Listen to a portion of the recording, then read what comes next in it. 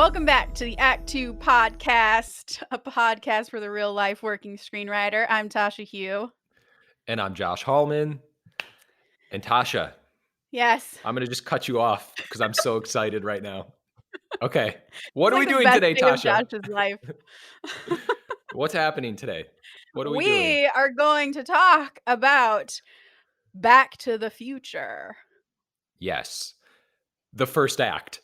The first act. This is going to be a 3-part series. We're going to go act by act, talk about why it's such a fucking amazing movie. Yes. And we have, not only are we talking about the movie, but we have the first draft of the script. So we're going to talk about kind of how the scripts have changed, how some things haven't changed, and just really analyze the first act of Back to the Future, because I think it's, as a whole, structurally, Back to the Future is a perfect movie. Perfect. It is my favorite movie. It is tied for one of the most influential movies in my life as number one. So after this, you're getting a Back to the Future tattoo. Another one, yes. And also, before we go any further, I want to say, as we've been talking about, we have an unofficial sponsor today for the Act 2 podcast. Who's that? It's Casamigos Tequila. I would like to thank Cindy Crawford's husband and Amal Clooney's husband for unofficially sponsoring us for today's podcast episode. Yeah, if you hear clinking of glass, it is ice cubes in my drink.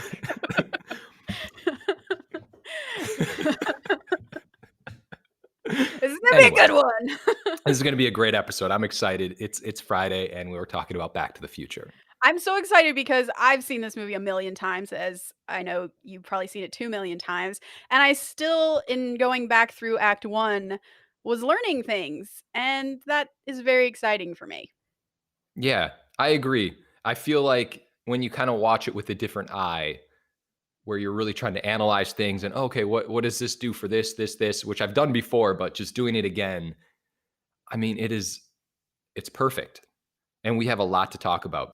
What makes me happy too, though, about part of this conversation is, as you said, we have the first draft, and what we'll find is that it wasn't always perfect. And that, as a screenwriter, makes me very happy, because sometimes you feel like there are just geniuses out in the world who just shit out these perfect scripts like it's nothing. Yeah. And you realize that even these amazing scripts that feel effortless took a lot of work for it to feel so effortless. So I think that's very helpful for me mentally. Like, when you read the script and you're like, oh, I can do that. Like, this makes sense. This is where it started, because it's not perfect. There's problems, and it's not like, I don't know. It was just really strange to read the first draft, which I hadn't really done. I'm surprised by that. I think I am too.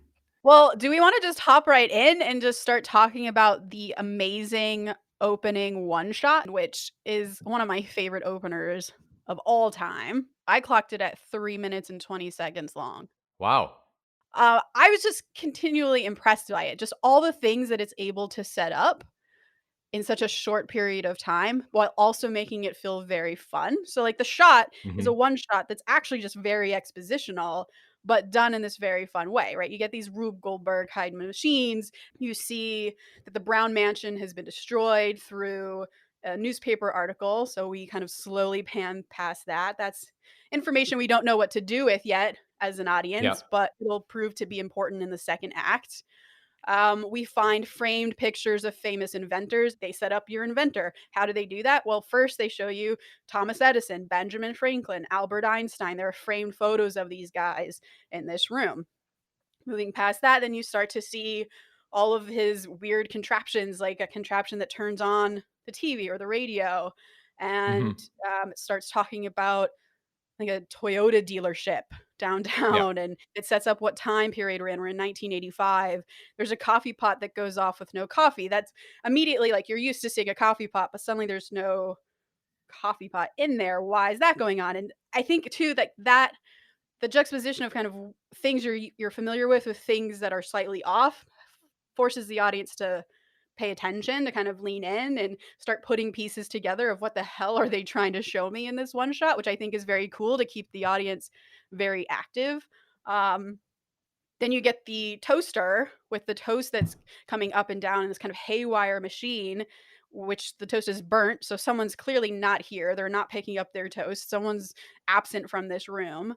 Mhm. And then you get like the Einstein's food is just keeps dumping into his dish. No, there's no dog here. And then that one shot closes with Marty coming in. It's just on his feet. He's coming in through the door and he kicks his skateboard, which lands at the stolen plutonium that's stuffed under the bed after we've just heard a newscaster talk very organically about a nuclear facility that's missing plutonium. So it's all fucking amazing setup work in this very organic one shot. And I'm just consistently impressed by that. I actually have some beef with this opening, Oh, I'm not so not the shot. intrigued. Yeah, this is probably the only beef I have with the entire movie, actually. What's your beef? We see this genius setup of everything. Marty comes in, plugs his guitar into the biggest subwoofer ever and just turns it up, everything up, and then gets shot into the wall. And I guess to this moment, I'm kind of curious about like why? What's the point of that moment? I was thinking the same thing too. It is very jarring in that moment and extremely random. To just have like, why does Doc have this? For what purpose?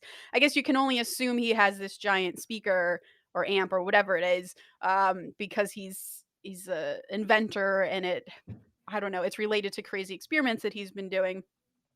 But it feels extremely random. But my takeaway in rewatching it this time, particularly when reading it juxtaposed to the original script, which is far more serious, which we'll talk about in a Mhm. second, was that it immediately adds fun and kind of hilarity or levity, I would say. Maybe not quite hilarity, but levity to the movie that immediately sets up the tone. I remember watching, of course, as a kid. That's when I first watched it. That immediately set up Marty as a fun guy to me. Yeah, that makes sense. But I feel like every other moment in the setup, like, well, I guess it pays off because it shows that Marty has an interest in music and he plays a little loud. And I guess it just felt a little out of sorts. Let's just put it that way. And also, it always surprised me that he was so off on when school started.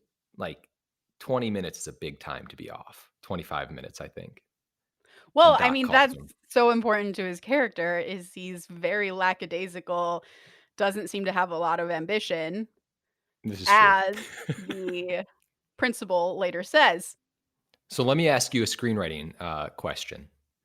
How much of that you just described is included in the script?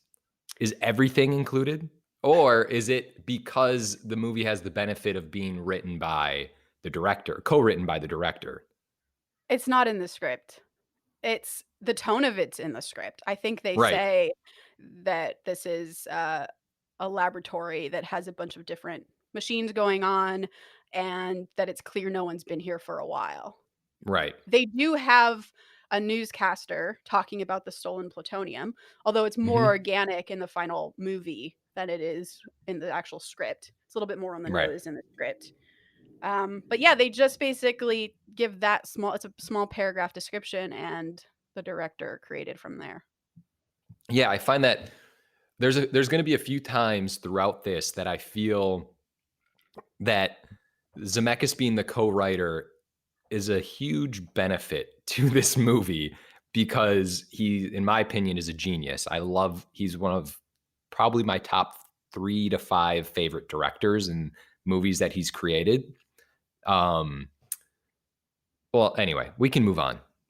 I'll touch on some more Zemeckis as we go. I would like you to nerd out about Zemeckis, please, as we go. Yes, he's the Um, man. so yeah, and also, yeah, I guess the next moment is a bunch of close-ups of Marty turning on some kind of machine, and Hmm. then I think contextually, you maybe think that it's just some kind of invention of some kind, but then you Hmm. reveal that it's a guitar, which again, I think that reveal is part of the fun of the movie, which is what leads to the the giant amp that's kind of ridiculous. It's just kind of throwing your expectation and it's saying that you have this crazy scientist who's a bit more serious in Doc Brown and his buddy Marty who's using his stuff to make music. Right.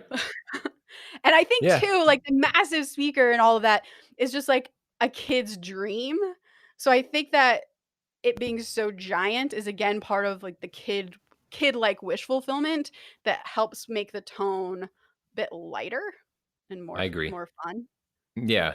But it's an interesting detail because it immediately does that. Like what else could you put in there? There's just something so off kilter about a giant speaker like that immediately sets the stage for the tone that I think that's actually the more I'm talking about it, I'm actually all for giant speaker. I just, what's crazy is I feel like I could see this written today and I could see like reading the script and someone saying like, why is there this giant speaker in this place with plutonium and why is he being blasted back? He's not cleaning up after himself. Like, what the fuck is going on here? He's not he just destroyed a whole bookshelf. He's not gonna pick that up? He's like, he's okay with this. Anyway, the greatest setup maybe ever. It does everything. It sets up so much moving forward, and that's something I think going to be a recurring theme in this first act of how amazing the setups and payoffs are Yes. throughout the first act. We forgot one of the more important parts of the one shot, which is scanning across all the different clocks as Oh, well, of which course. immediately sets up that this is a time movie, a movie about Yeah. time, which is so great. Yeah. All right. Take us to the next shot. The Do next you have shot the next would shot, by then the way? be of course I do. Of course. I just assumed you did.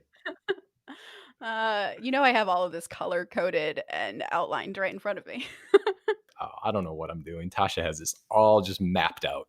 I What am think I doing? the details are important. All right, all right.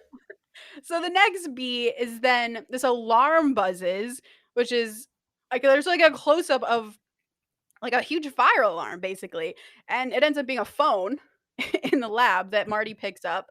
And the fact that Marty's not freaked out by this alarm and knows that it's a phone tells you how often he's been here, as well as all the stuff that's come before. But that's a nice moment that ticks you off to kind of the setup relationship here. And on the phone, of Mhm. course, it's Doc, and he's kind of crazy, and he's like, "Meet me at Twin Pines Mall at 1:15. I've made a major breakthrough and I need your assistance." And there's this idea of like Marty's like, "Well, where have you been all week?" So Doc's been Yeah. missing for a while. And he does warn him not to hook up to the amplifier because it might overload. So there's the fact Yeah. that that might be how they answered the note of why is there a giant amplifier in this room is like, well, we'll just have Doc say, and we'll just assume that it's part of his experiments. You know what I'm really worried about right now? I'm worried that I'm gonna start picking apart Back to the Future in a very Oh negative way that no. I've never, ever dreamt of doing because I feel like there has to be at least some kind of push to Back to the Future. And this, by the way, one more time, my favorite movie. Anyway, And I don't think that's hyperbole, right? Like, it literally is your favorite movie. yeah, this is it. I if this is it. I don't know what else to say about it. Alright, so we get the call from Doc, 1:15 AM. He says it twice just so that the audience doesn't forget. It's 1:15 AM at the Twin Pines Mall, and then all the clocks in the room go off at the same time. And Yes. it's very cool because there's something about that happens from there's a reaction that happens from both characters. One is Doc being like, "Oh, those my clocks? Great, my experiment worked. The clocks are 25 minutes ahead." Right. Um, or Which behind. which by the way, like, what's the experiment? I don't What did know. he time travel his entire apartment? I don't know. That's what I was questioning when I was watching it, and I realized I'd never questioned that before. I was just like, "Yeah, it's Me some neither. experiment." Oh no, Okay. you're gonna hate this movie by the end of this three This used to three-part be my series. favorite movie. Yeah. All right, so clocks are 25 minutes slow, and Doc has his reaction of like, "Yeah, my experiment worked," and then of course Marty has his "Fuck, I'm late for school" moment, and then Mhm. like cue epic intro music. So that is Wait. our opening. Not cue epic intro music. Cue Huey Lewis. Not you just don't gloss over Huey Lewis. All right. Yes, that is our opening. Sorry. Do you wanna talk about what the opening of the first draft of this movie was, as opposed to that? We have to. Well, why don't you go ahead? Because I feel like you'll explain it better than I will. Did you It's a do your spaceship. homework, Josh? I did. All right. So it opens on Close Encounters of the Third Kind, is what it opens on. But it turns out to be a bootleg video that Marty is recording. Is that right? Yeah, he's pirating He's movies. pirating. There we go. He's pirating movies, Close Encounters is one of them. In the background, you see that he's also pirated Star Wars and Superman, like all the big movies of the time. And by the way, it should be said this first draft, the date on it is February of 1981. The movie Hmm. started production in November of 1984. So that's the gap from this Yeah. script to production. So yeah, he's Yeah. pirating movies, and he's described in the script as a good-looking kid who has an air of confidence, just shy of Hmm. cockiness. He's wearing a silver Porsche jacket, and like most typical modern-day kids, not a stitch of his clothing is without some brand name or form of advertisement. He's looking at an ad for a guitar amp in Rolling Stone. Yes. Now, the description of Marty in the production draft is he's a high school kid wearing jeans and a jean jacket. That's it. Mm. Yeah. Can you imagine the Marty McFly we know and love wearing a silver Porsche jacket that's just outfitted with brand names? I don't think so. I don't think I can, now that I'm thinking about it. So what's interesting about the setup in the script, the original draft, is that Doc Brown's a bit different. He's Mhm. like this rundown guy who's helping Marty pirate these videos. And he seems like he's on his last dollar, right? Yeah. He's on his last dollar and he's also mid-experiment. So when we meet Oh, him right. in the opener of the original draft, he hasn't quite figured out time travel yet. He's one piece away, which is figuring out how to power the thing. That's right. And Marty kind of couldn't really care less. He's all into, "Doc, like, your experiments are helping me sell these bootleg videos, and that's all we need is keep this cash flowing, baby."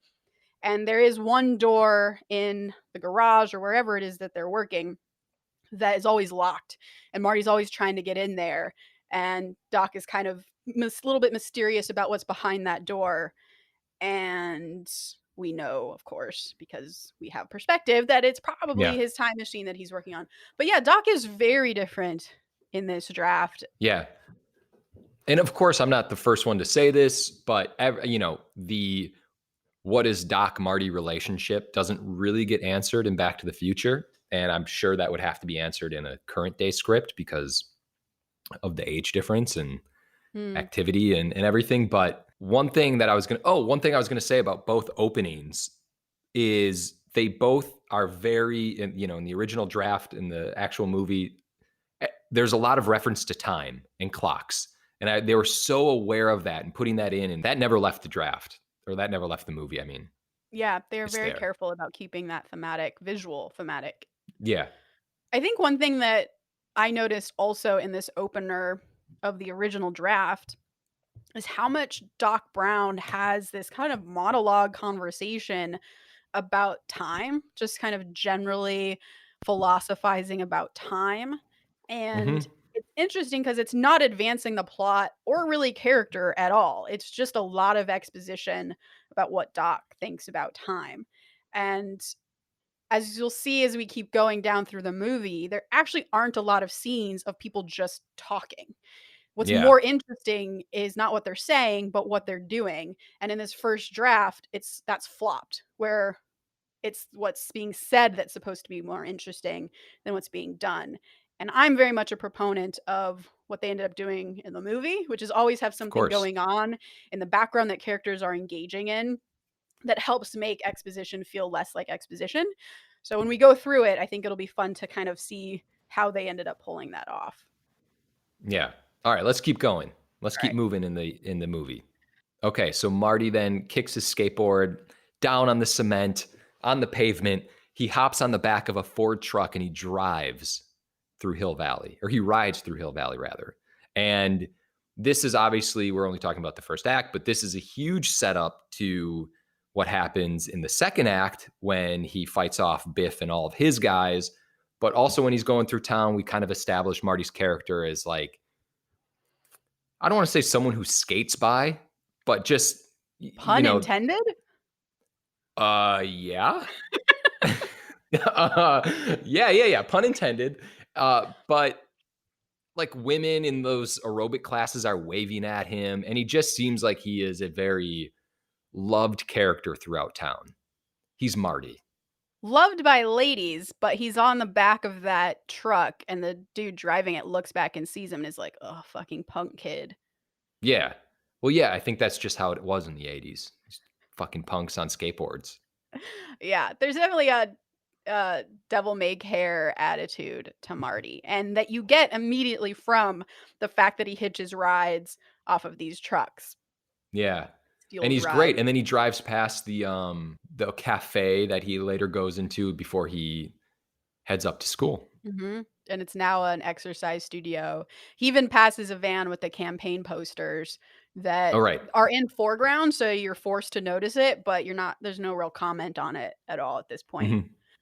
And then he goes to school, and his presumably girlfriend, Jennifer, kind of Mhm. for some reason knows Marty's there even though they don't have cell phones at this point, and Mhm. meets him outside on the steps and is like, "Don't go through there. We have to go through a different entrance because Strickler, who I think is the principal. Is it ever said who he is?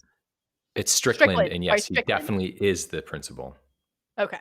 In the original Yeah. draft, they just call him a disciplinarian, which I Yeah. don't ever remember having disciplinarians in my school, like whose job is solely to discipline people. Well, you weren't in But school in I the wasn't 80s. in high school in the '80s. Uh, Yeah. so Strickland finds them anyways and gives them both tardy slips, and it's 4 in a row for Marty, Yep. and which obviously tells you this is a habit of his, which Mhm. continues this theme that we've been seeing already from when he blew the amp, and Strickland warns him because he hears Marty talking about Doc Brown being the reason why he's late, warns him that Doc Brown is dangerous and Yeah. tells him, "You're a slacker, just like your father, who is a slacker when he went here." He insults Marty's band and he says, you're too much like your old man, and no McFly ever amounted to anything in the history of Hill Valley, which is like the greatest fucking setup of Act Yeah. Two. It is. It's amazing because he's like, history's about to change. Yes, it's so good. It's fucking awesome. They just keep reinforcing what's about to happen in the movie. And we're none the wiser. We just like, yeah, and history's gonna change because his band is gonna win. That's why history's gonna change. Yeah. I feel like I think you said this earlier and something you messaged me, but like the nuance of the dialogue is so amazing. Like they're like you just said, we think he's talking about his band, but Mhm, actually history's about to change in the movie. And mhm. it's just so brilliant how that is done. Without being Fuck. on the nose. No. It's so good. But arguably it could be called on the nose, depending on the reader. You know why I feel like it doesn't come off as on the nose is because it's so steeped in character in that moment that Mhm. it doesn't feel like he is speaking to something that's about to happen in the future. It like Marty Marty is being accosted by someone who is threatening the very thing that he believes in most, which is his music and being somebody, and that's how he's reacting. So you're on that ride. You're never at all stepping outside being like, yeah, what he's referring to is just foreshadow. Which I feel like Right. in poorly written scripts, you can tell when there's foreshadowing because it's not as steeped in character as this is. Touche. I win that round. All right, so history's about to change. We cut to Marty again rocking out to some Huey Lewis. What the fuck did Huey Lewis do to get in this movie as much as he is? Who knows? I don't know. But so Marty's rocking out at this, what is it? It's a talent competition? Yeah, it's the battle of the bands. So whoever Yeah, wins there we gets to play in the upcoming dance. right. Which again is incredible that he So gets amazing. thrown off of this and then he plays later. But yeah, so, Huey Lewis and the judges listen. They're like, you're just too damn loud. Marty's crushed. Jennifer's watching off to the side. It's like this very low point where he just failed in front of his girlfriend. What a loser, like his dad. Which also, by the way, like to me, when that scene came up and it was after receiving your text, I think, about the giant amp, I was like, well, now it kind of makes sense. Because, yeah, you're right. It's about him playing too darn loud. So thematically, it all works. Oh shit, it does all work. I also love how we like live texted exactly what we were going to talk about here. Excited. Oh yeah, it was very exciting. Yeah, so okay, Marty is heartbroken and he goes outside. He's walking across the parking lot. We've seen the town before, so it's that same parking lot. And you hear off to the side, re-elect Mayor Goldie Wilson. Progress is his middle name. So Yeah. that's just an audio thing you're flagging. Not a lot of attention is paid to it, but it's there. So Right. Marty and Jennifer are walking through the parking lot, and Marty's doubting his abilities. He's saying, maybe I'm not cut out for music. Jennifer kind of encourages him and to send his audition tape to the record company. Marty at this point checks out 2 exercise girls, which I Jennifer know. kind of thinks is funny. Yeah. And What a time. as Tasha now, I flagged it back then. It was just like, yeah, it was like a cute moment. Well, you want to hear what's funny? What I flagged Go on. as Josh now? The disrespect of Marty just kissing Jennifer in front of her father.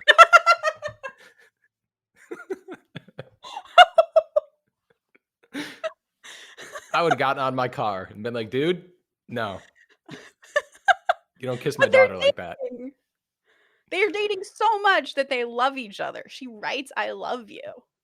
This is interesting because Marty doesn't really give a wave to the dad. Like he doesn't even acknowledge the father. That's true, he's kind of a dick to the dad. Yeah, he's Or just, almost like, not like he's just it's that indifferent. look where it's like, "Hey man, there's nothing you can do about me dating your daughter, so don't even try."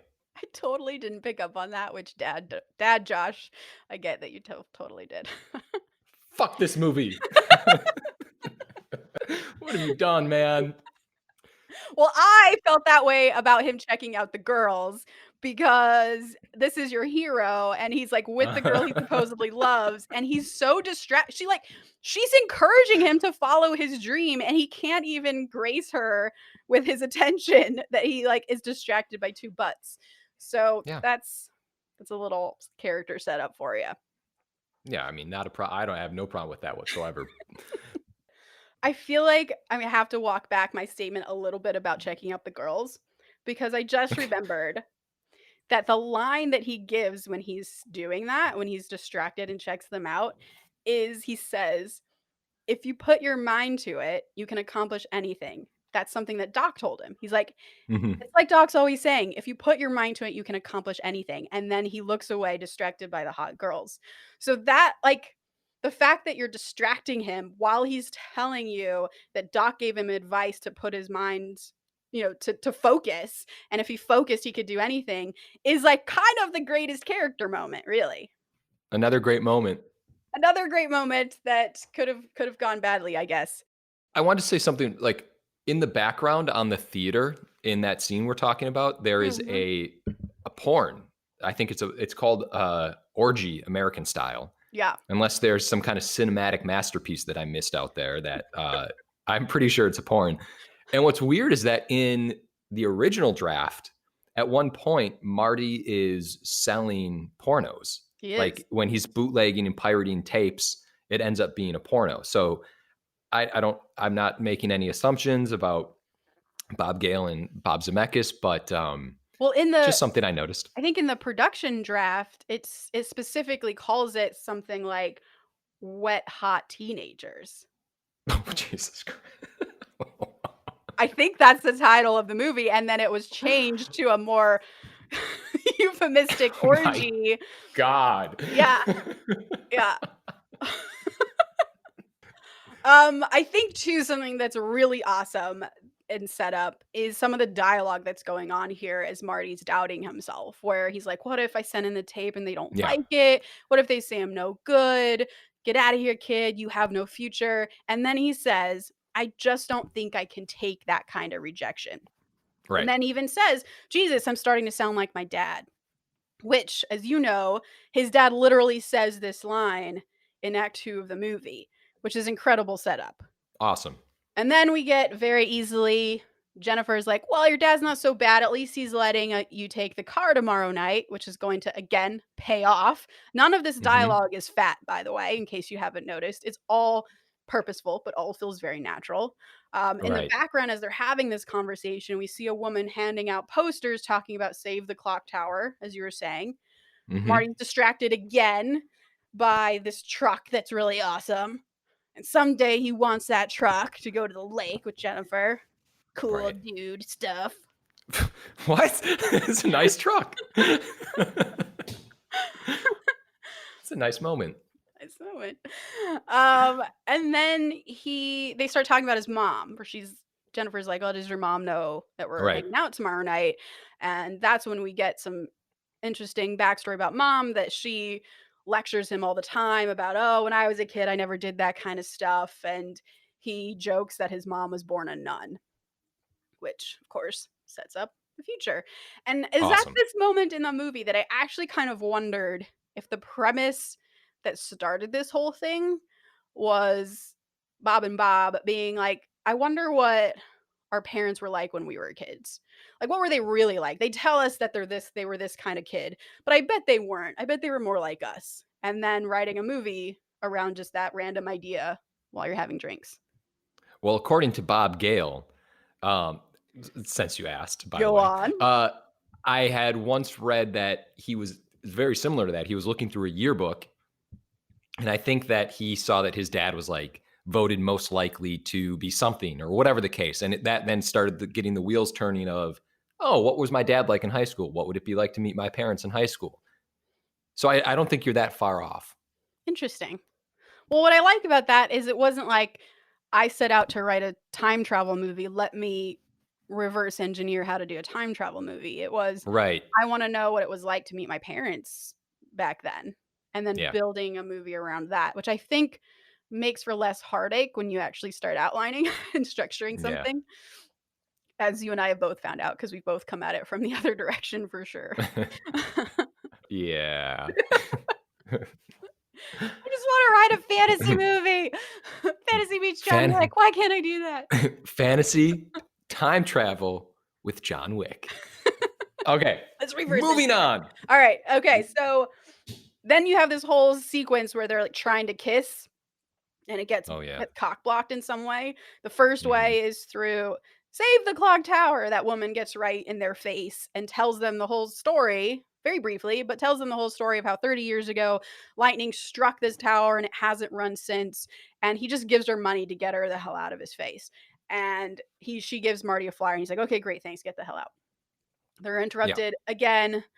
I forget what the second time is, but then they're interrupted a third time by Jennifer's dad, which we know how Josh feels about that.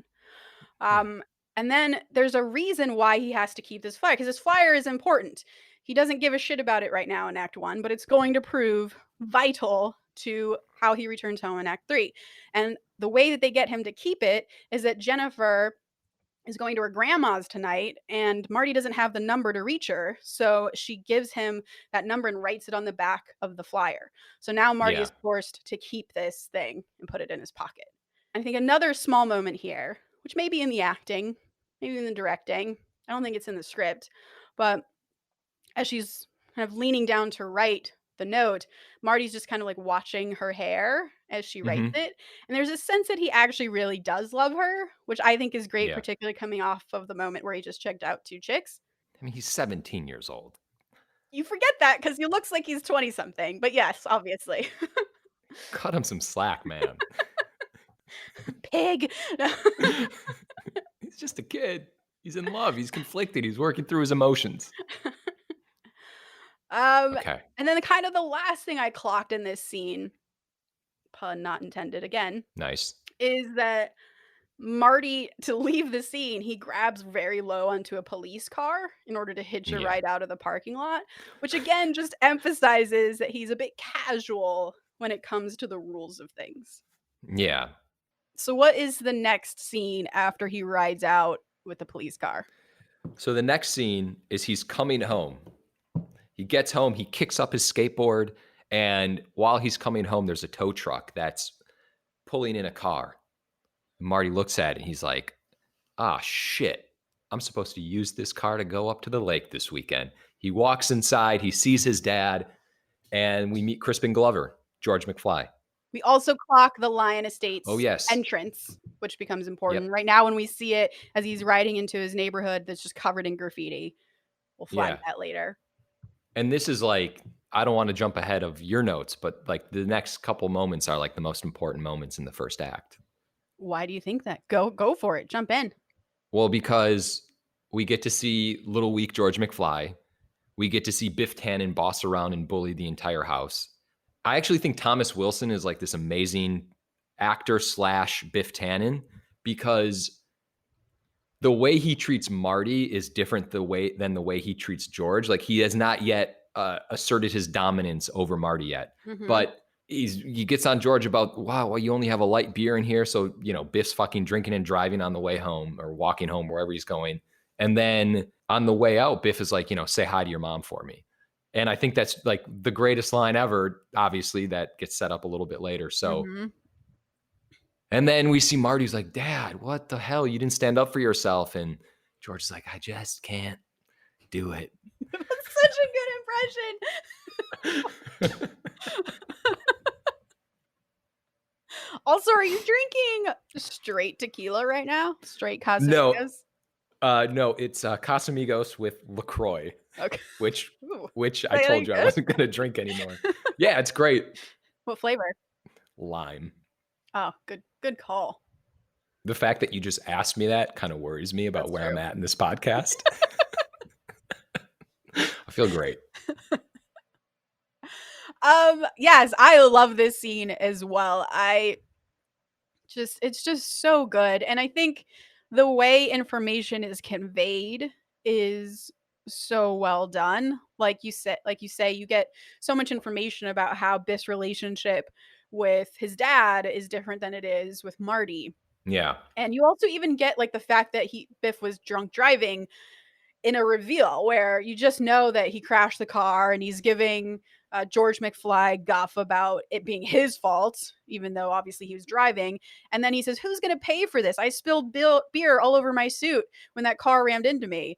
And that itself is just like embedded in character, and it's also Yep. information that really helps us uh, place what's going on in the scene. So it's just this really great, not on the nose way of saying he was drinking and driving. And then there's this Yeah. really great moment where, well, one, you clock the like, "Hello, McFly, think McFly, think." You like get that little bit, which comes back later. Um, and then you this cool moment where Biff steps aside to get candy from a bowl, and he has Yeah. this small aside moment where he just kind of smirks at Marty. And it's interesting, like, why do you think they chose to focus on that? I think personally it's a great character moment of him Biff being like, your dad's a little bitch. He's my little bitch. But it's an amazing moment, like from I don't know if it's written in the script or not, but from a Biff point of view and an actor point of view, it's just great. It is. Yeah, it does exactly that. It just makes Biff a little bit smarter and a little bit more complex than Yeah, he seems in that moment, right? Where he knows it exactly what he's doing. it does make him more complex. He's two steps ahead of everyone. Yeah. Fucking Biff. And Are the we ever gonna see like the way Cobra Kai made, or the way Johnny. Cobra Kai came out with Johnny as the good guy? Are we ever gonna see a Back to the Future with Biff as the Oh my protagonist? gosh, did you just pitch a new Netflix show? Because Yeah, yes. it's called Tannen. Oh my gosh, that's so good. And this may be me over analyzing things, but since you've Never. also seen the movie a million times, there's an interesting moment that I always liked where Biff takes the beer from the fridge. He complains that it's a light beer. And as he steps away, Marty is kind of like in the hallway, almost in front. He's not like confronting Biff, but he's kind of in the Yeah. hallway, blocking Biff a little bit. And there's an interesting moment where it's kind of unclear what Biff is feeling. Like there's almost a sense like Biff feels like, oh, I've been caught. Like Marty's going to stand up to me. Yeah. And then he gets over that and he's a dick to Marty in his face where he calls his Marty a butthead and then say hi to your mom. Yeah, amazing. I'm not overanalyzing that moment, right? Like that's kind of how it's played. Yeah. No, that's exactly what it is. It's great. I think this moment does such a great job of just kind of conveying like history between people, and like Marty doesn't know that history. There's Mhm. something about, I don't know how it's done. I think it's through character and obviously just no, so obviously it's through character, but and also through the acting, but like there's that general feeling that George and Biff have a huge backstory. Yeah, they have history. It's clear that they have history. And there's also a sense too that I think is cluing the audience in a little bit, whether they realize it or not, probably through just a feeling that the antics between Biff and George here are like a bully in high school getting the nerd in school to cheat for him or like to Yeah. do his homework for him, but this is a work setting, so obviously that's different, but it definitely takes the feel of that kind of high school antics, which really helps us see what their relationship might have been like when they were in high school, and then easily transitions us into what it is in act 2. We Yeah. see that things Ooh. haven't changed. Act 2. Shout out Act to 2. the Act 2, Yeah. network. And then after that, equally as important, this is still part of, like, the most important sequence, I feel like, in the movie, is now we finally meet Lorraine. We meet Marty's brother and sister, and, we see the family dynamic and where Lorraine and George are currently in their marriage. Mhm.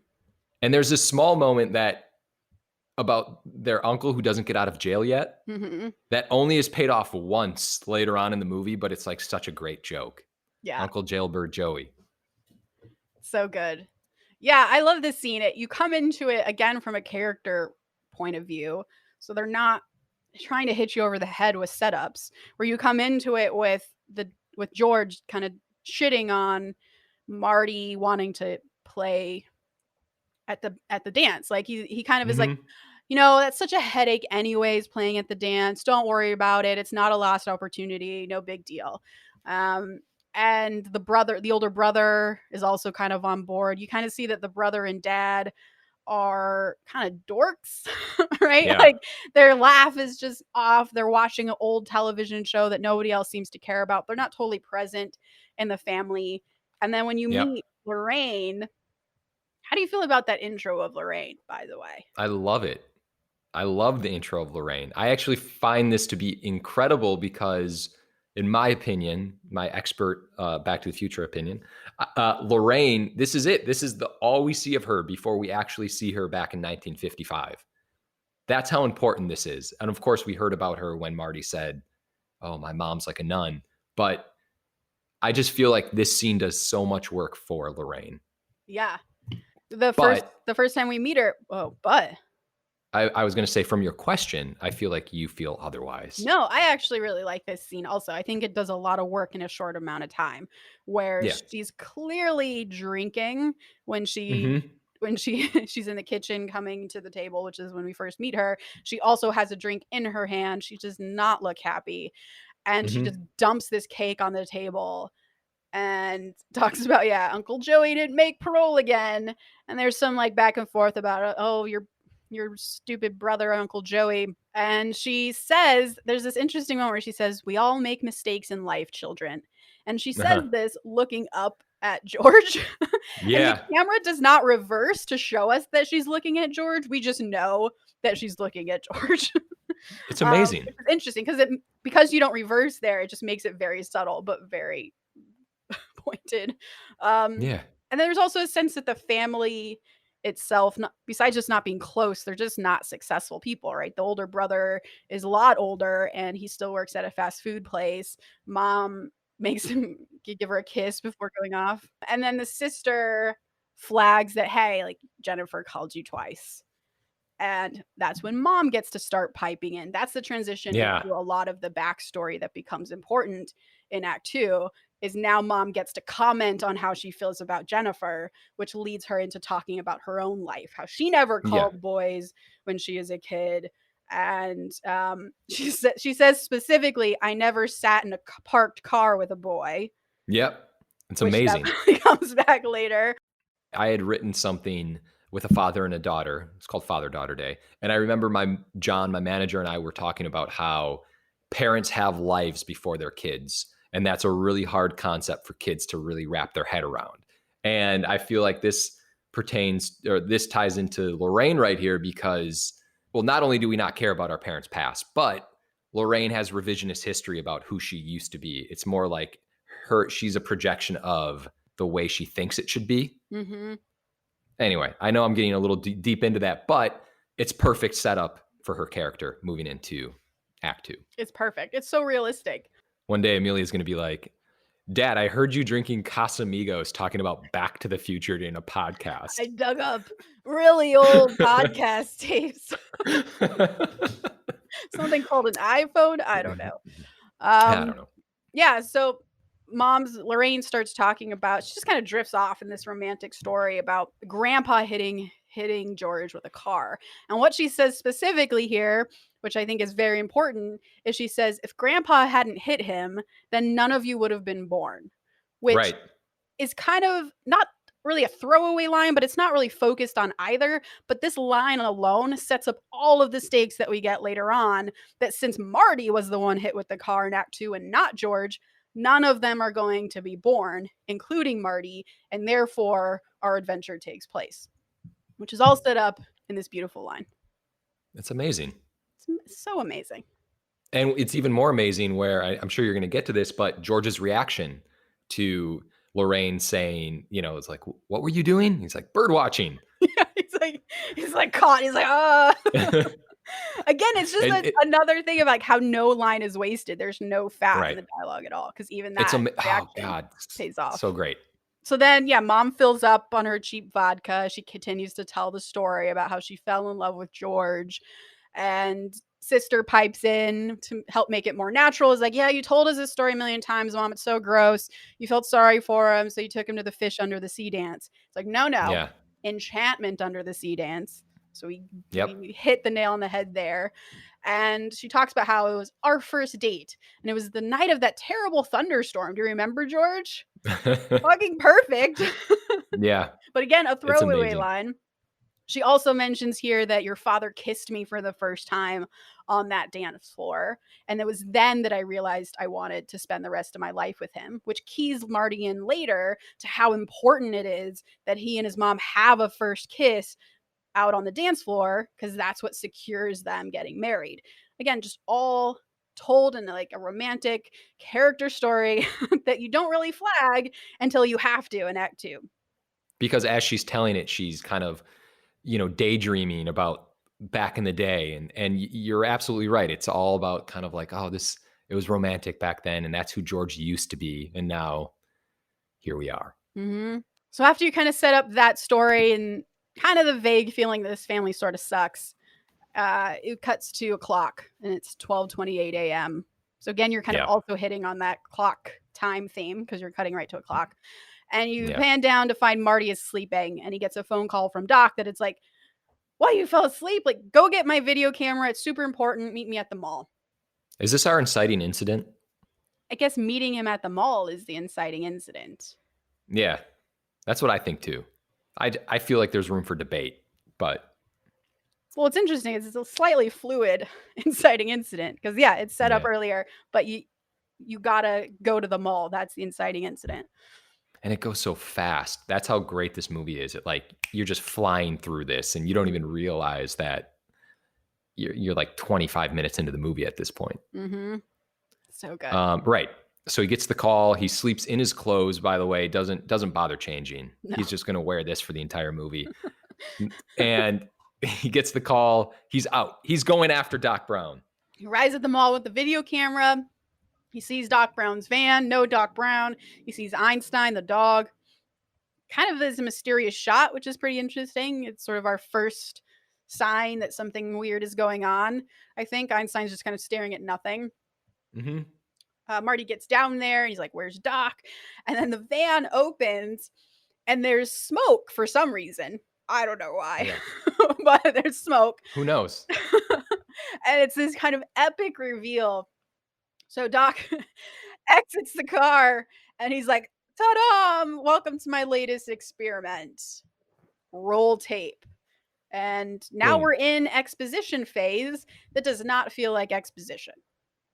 No, not even at slightly. By the way, I've been to this mall. I just want to put that out there. Are you bragging right now? I am bragging. I think it's in Puente Hills. Is that a place? Does that sound like it makes It sense? sounds like a place. Yeah.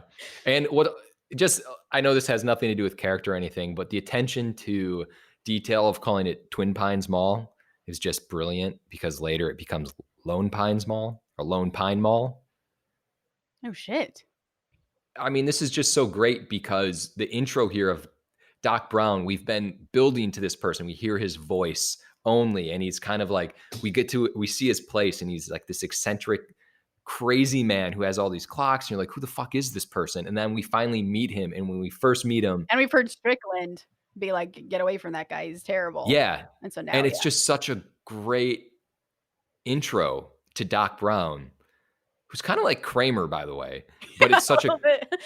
such an intro to Doc Brown, and that when he delivers all of this really kind of boring information, he makes it sound so exciting.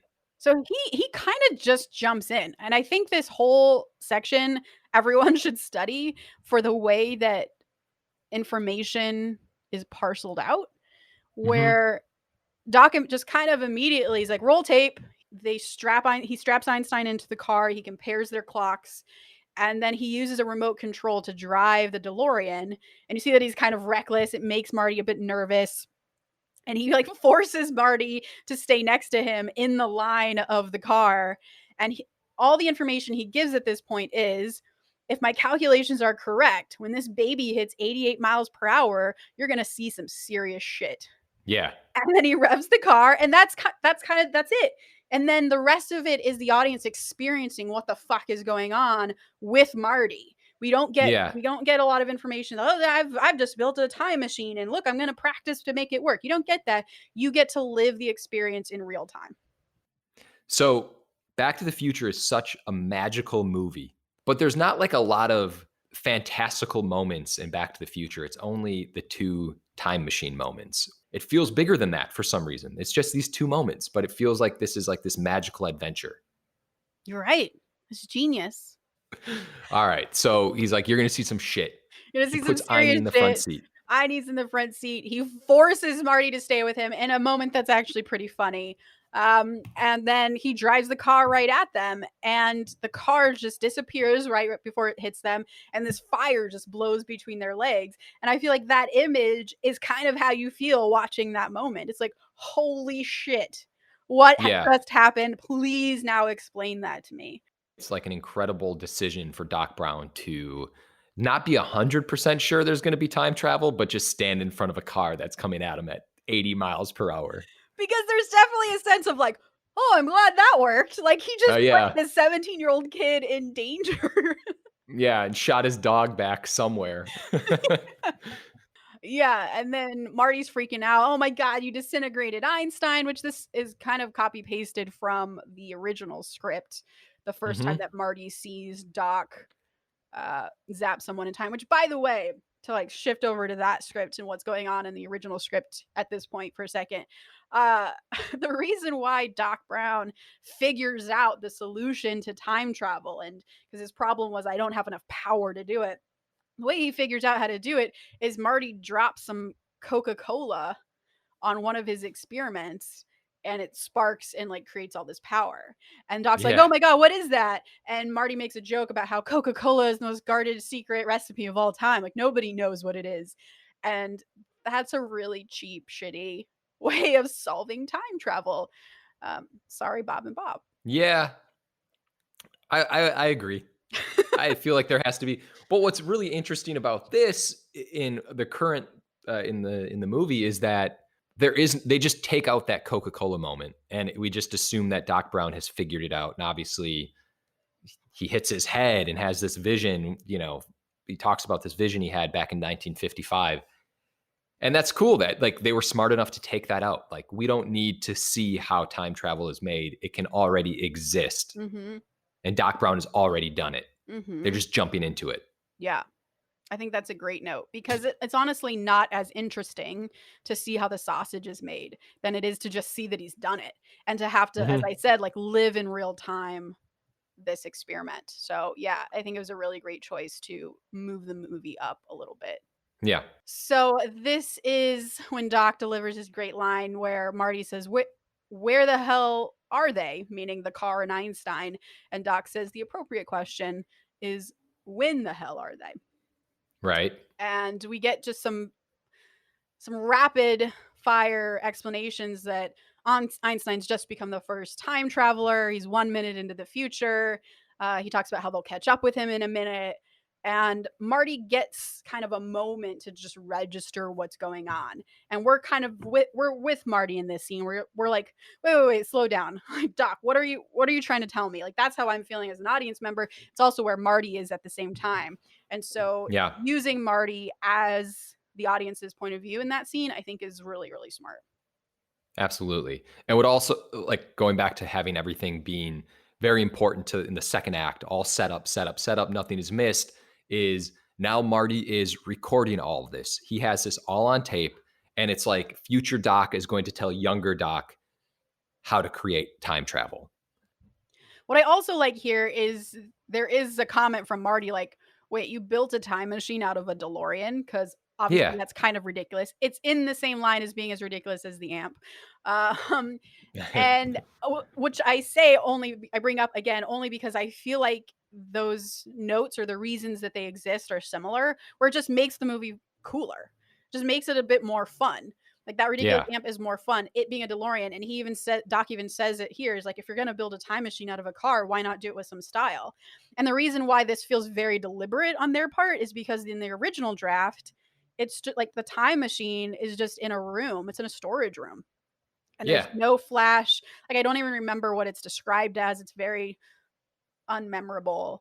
It's not cool. It's not flashy. It's not fun. No. And It this all draft, this movie is very, very fun. And this is one reason why it's fun. I completely agree. I think too, it means that you can get away with some of this kind of sillier bullshit if your characters really believe it.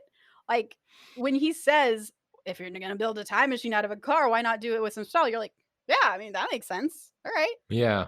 That's all. That's the only explanation you need for this ridiculous time machine. It's really amazing how much you can get away with when you focus on character. Yeah.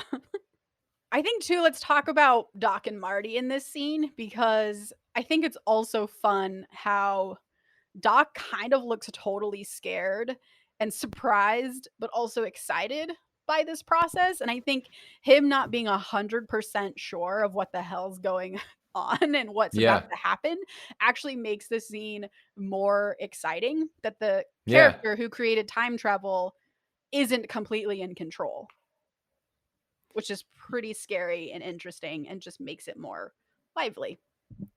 I agree.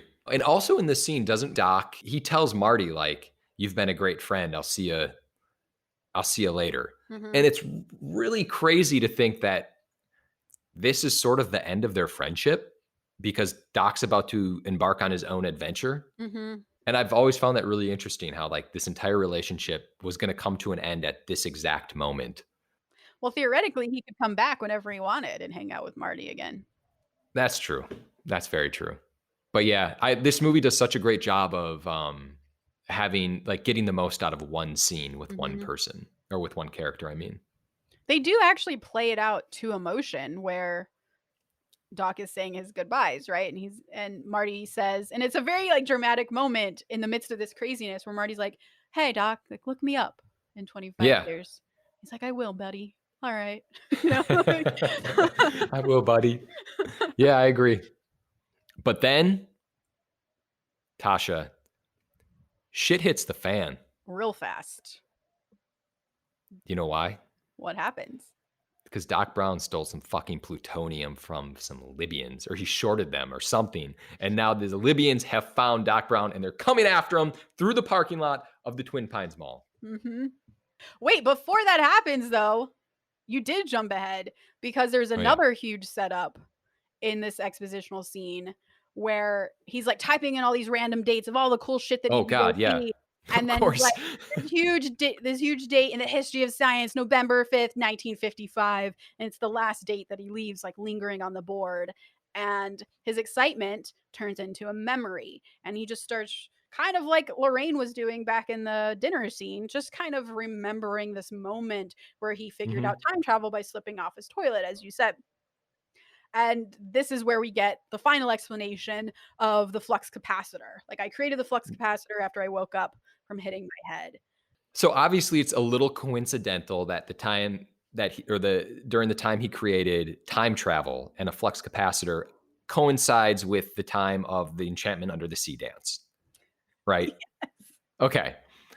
Do you think in a current version of this script, someone would flag that and say, like, there needs to be some kind of correlation between Marty and the parents? I mean, excuse me, between Doc and the parents, or there needs to be some kind of connective tissue for all of this to exist, like within the same couple days? Well, the interesting thing is that it's never occurred to me that it's a problem just because I buy it in the movie. And it's not like on the day of the dance, obviously, that there's some time and space there.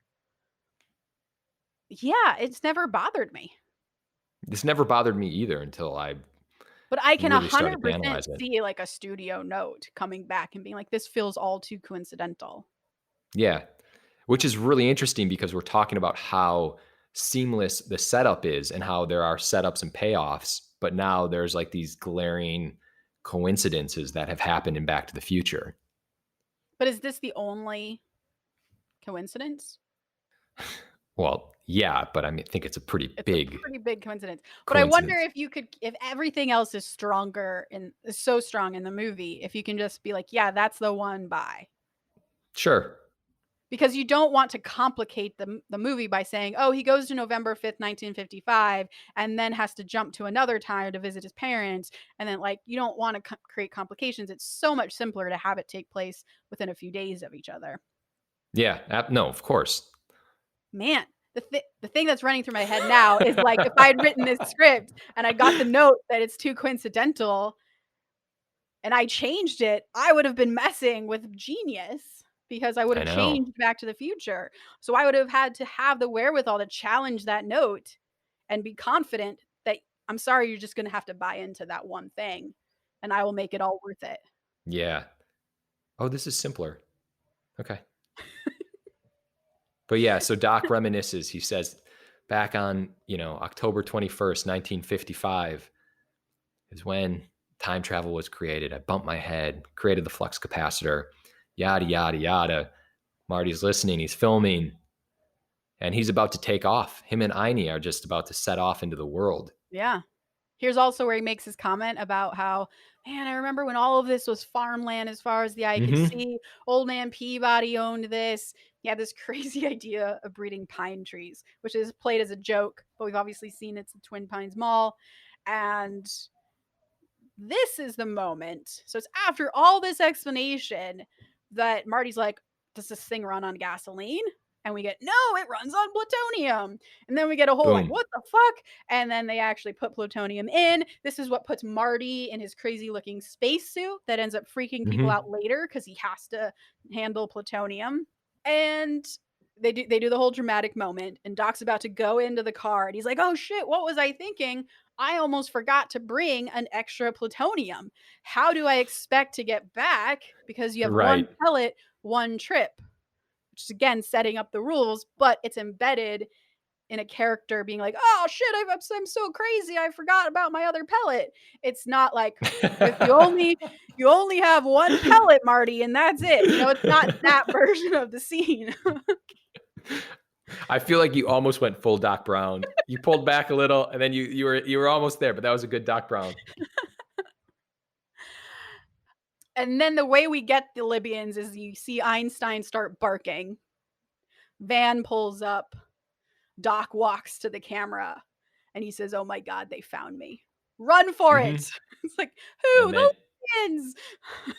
Just the can I Libyans. tell you the can I tell you the shitty version of this movie? Go on.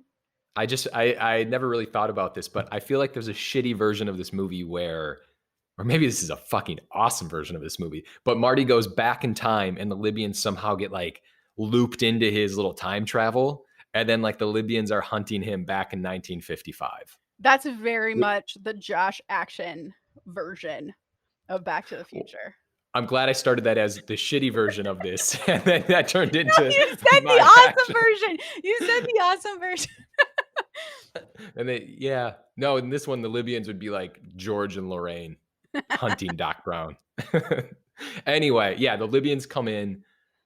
Two things here that I think are cool.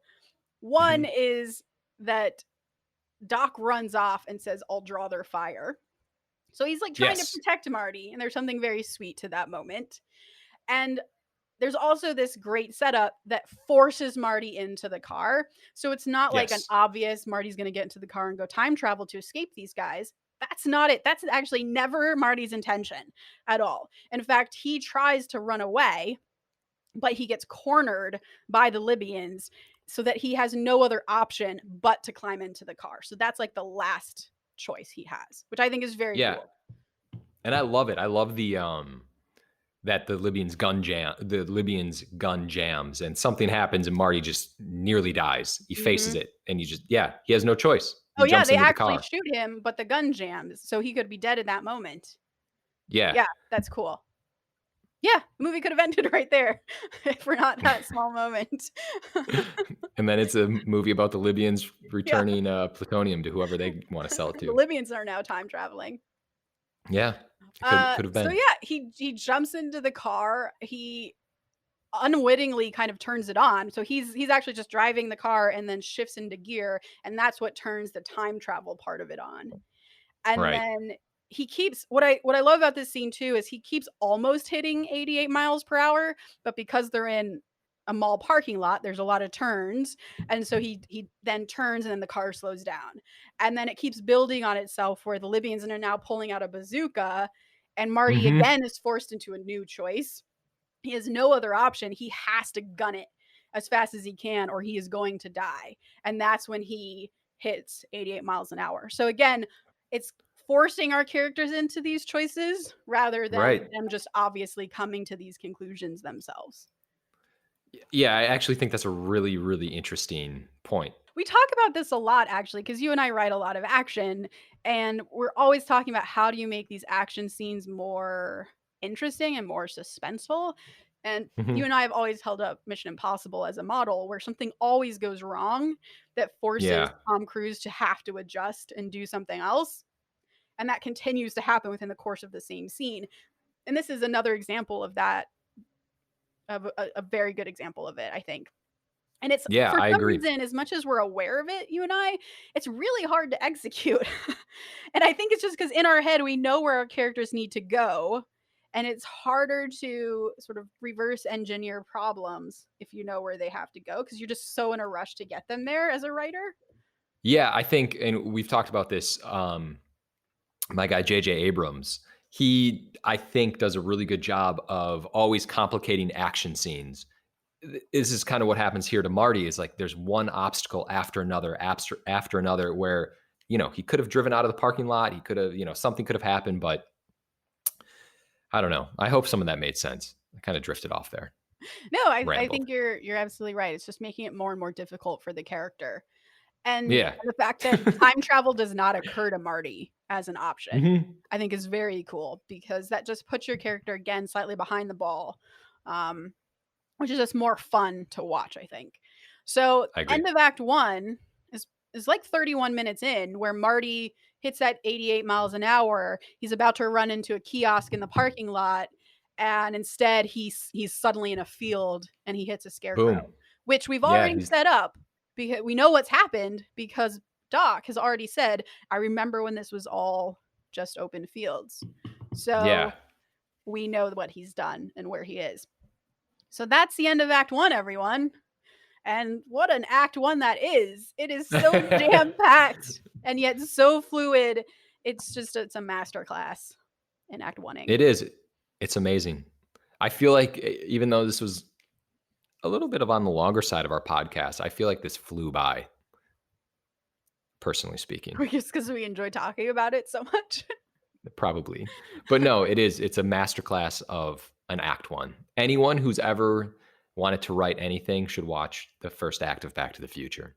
Yeah, just break it down. Literally what I did was I just wrote like every moment down, and it Mhm. really just seeing it on paper really helps you wrap your mind around kind of how genius it is, and just helps you sort of take it apart from a mechanical level.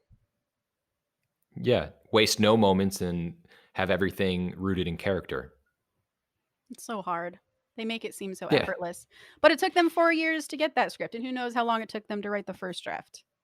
that's very true. I wanna just say one last thing about the first draft. Yeah. We don't have to dive into this because 'cause we've gone so far, but, you know, in the first draft, in the first act, it seems edgier, and I can see why an actor like Eric Stoltz, who was going to be the original Marty Mc or who was going to be Marty McFly, or who was Marty McFly prior to, Michael J. Fox, I can wrap my head around that decision, I guess. And you know what's interesting though is the reason why they fired him was because they felt he was playing the role too seriously.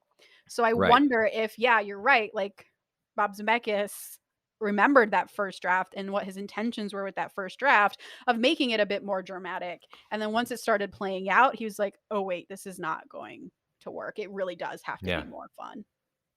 Which is interesting. I love this movie. It's so good. Yeah, we did it. All right. Well, per usual, everyone, you can find us at act2writers at gmail.com or on our Instagram at act2writers. And I have a very appropriate quote of the day today. If you have a problem with the third act, the real problem is the first act by Billy Wilder. Wow.